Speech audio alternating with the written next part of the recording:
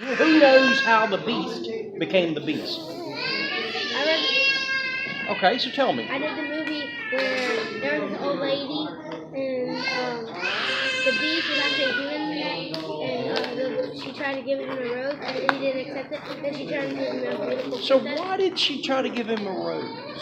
to see if he was kind Well, in a way. according to the movie, best I can recollect, was that he was a powerful prince or king, Yeah. and he was very vain. Everything that he had to be exactly perfect. Yeah. Okay. He only invited the best looking people to his parties. His castle was pristine white, not a mar on it. Okay? It had to be, if it got a scuff mark or a piece of paint chipping, they repainted the whole castle. Okay? So it had to be perfect.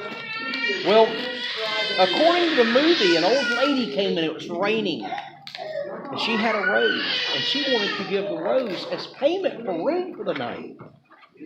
And he looked at her, took one look, and says, "You can't be here. You don't look pretty. You're an ugly person." And she tried to give it to him a second time, and he said again, he said no. And then she turned into a beautiful enchantress, kind of like a witch, and cursed him, Yeah, and cursed him into being a beast. Okay? That was the movie. That was Disney. The original writer, and probably a little bit of artistic liberties on myself, said that he had a garden the size of Williston. One side to the other. It was as big. I'll hold up till she gets back. Are you like the only kid here? So far. Let me pause this till they get. Now, Hans Christian Andersen. He's a German writer, wrote a lot of the different crazy, cool, old storybooks. And a little bit of artistic liberty of myself, said that he had a rose garden the size of Williston.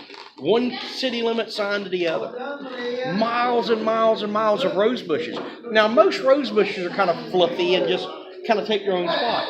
But he had them all trimmed into hedges, where they were all perfectly straight. Every one of them. You could see one end and see the other. And all the roses sat on a rose bush exactly the same spot. All the colors in the same areas. He had red roses.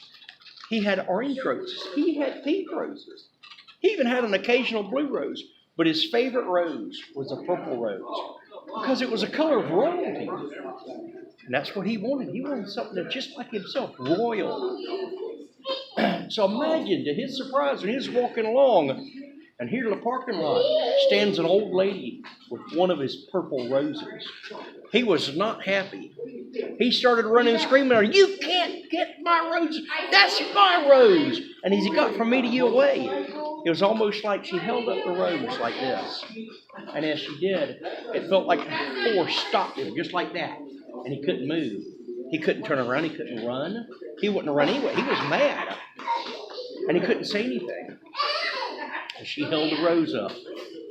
And she said, "For your inability to love anybody but yourself." No, your inability to even care about anybody but yourself.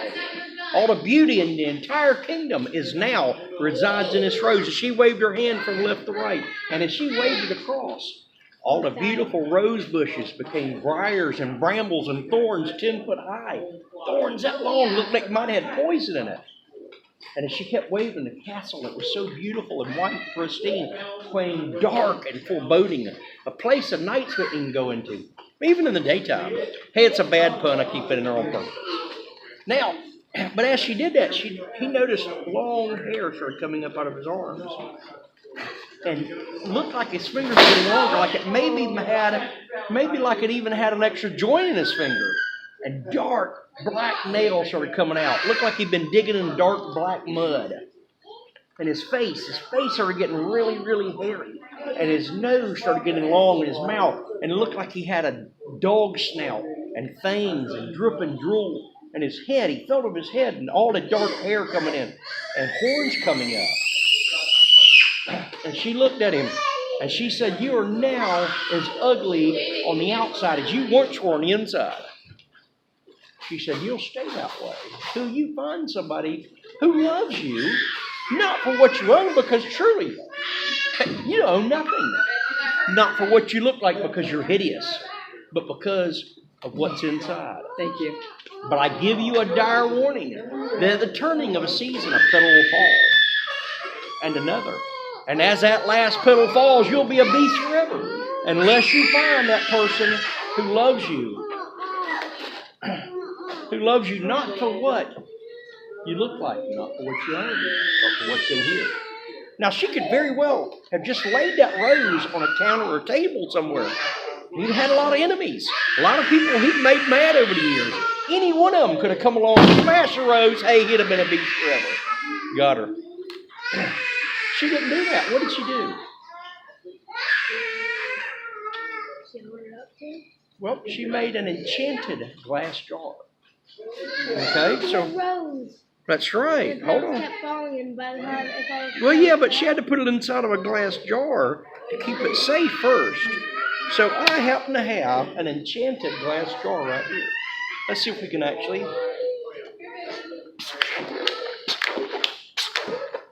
Over. Oh.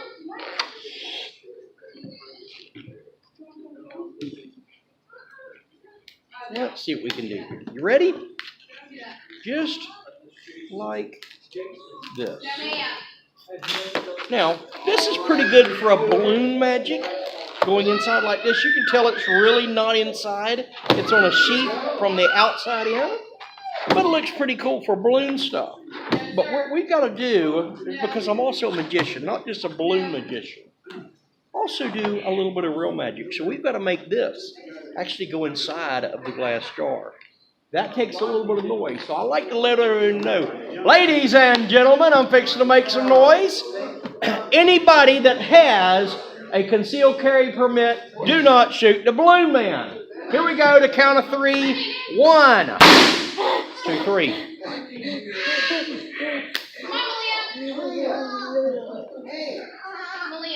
That one went quick.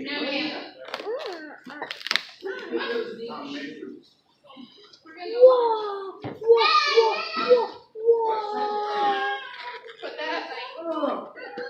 Now we actually have the rose inside the glass jar. But again, she could have left it like this, and if it fell over, it could have shattered. She didn't want that to happen either, so she made a vase for it. Let's see if I can find a good vase.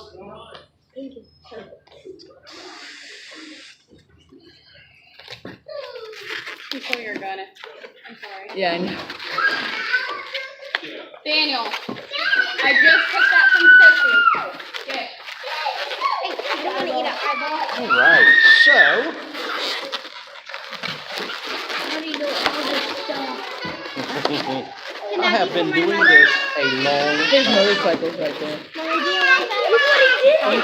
Hold on, sweetheart. Oh, that's pretty. You want that? Well, done run off with your gun. I'm the criminal master. Loose gun. It keeps her busy. There you go. So now we have Beauty and the Beast, the rose inside the glass jar. That's pretty cool. Did you see? Isn't that neat?